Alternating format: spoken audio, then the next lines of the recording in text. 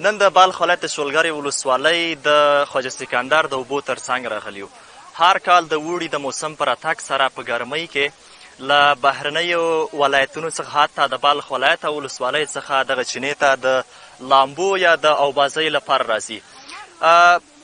سیلانیان او د دغه ځای د سیمې اوسیدونکي د پوره امنیت ډاډ څرګندوي او احساس کوي او له اسلامي امارت څخه خوښ دي. د شولګرې ولسوالۍ د خواجه سکندر د اوبو چینې ته د سیلانیانو ورتګ زیات شوی دی. د اوبو دغه مشهوره چینه د بلخ ولایت سویل لور ته په 50 کیلومترۍ کې د شولګرې ولسوالۍ په سیاب سیمه کې موقعیت لري.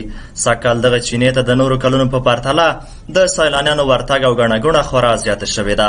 هر کال د اوړي موسم او د هوا د ګرمۍ پر رسیدو سره د بلخ ولایت د ولسوالۍ سربیره د هیواد له نورو ولایتونو څخه د سیاحت، تفریح او لامبو وهلو په موخه د خواجه سکندر چینې ته ورځي او خپل د ذوق په مطابق چکر او بانډارونه برابروي.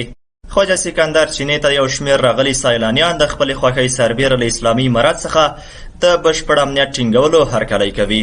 دوی وایي اوس مهال موږ د سولې او امن تر چتر لاندې دغې تفریح سیمې کې په ډاډه زړه خپله لامبو وهنه او له منظرو څخه ننداره کولی شو. دغه کسان نورو خلکو ته هم په خطاب کې وایي چې له کوم خنډ او ویرې پرته د یادې چینې له ښکلاګانو څخه لیده کاته کولی شي.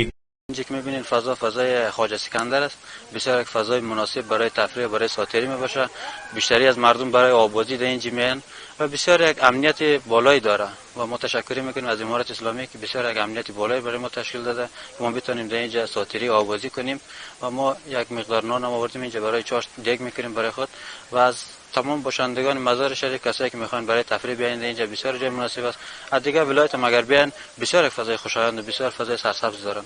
امنیت خیلی آرامی ده او چشمم یو بهترین چشمه ده خواجه سکندر په نامه باندې ده.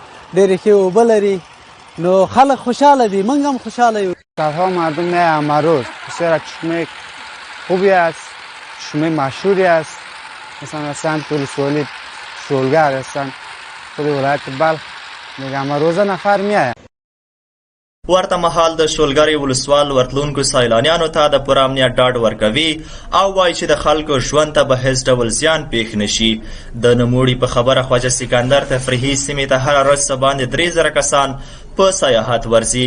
د ده په وینا د جمعې ورځ د نورو ورځو په پرتله ځانګړې وي ځکه له نورو ځایونو څخه بهرني سیلانیان څو برابره زیات ورځي. د خواجه سکندر د چشمې باره کې به داسې درته ووایو چې په تعداد د 3000 نفره 4000 نفره کم زیات روزانه خلک راځي د لرې ولایتو د لرې ولسوالیو منظرې ته او د شولګرې ولسوالۍ ته الحمدلله په دغه طریقې ډېر تعداد خلک راځي. د جمعې په ورځ خو بیخي تعداد زیات ویلی و. امنیت 100% تامین ده. دوی ته یو نه ستونزه تر دا اوسه پورې کومه چا شکایت هم نه ده کړی الحمدلله او نه کومه ستونزه ورته پیښه شوې ده. د یادونې وړ ده چې شولګره ولسوالۍ د بلخ ولایت په ولسوالۍ کې د ډېرو اوبو، شولو حاصلاتو او تفریحي سمسورو سیمو له اړخه پر ځان باسیا ولسوالي ده.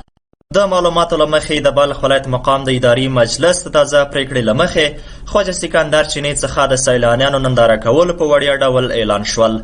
وړاندې له دې به له هر موټر سیلانیانو څخه 50 افغانۍ د اجاره دار لخوا اخیستل کېدلې.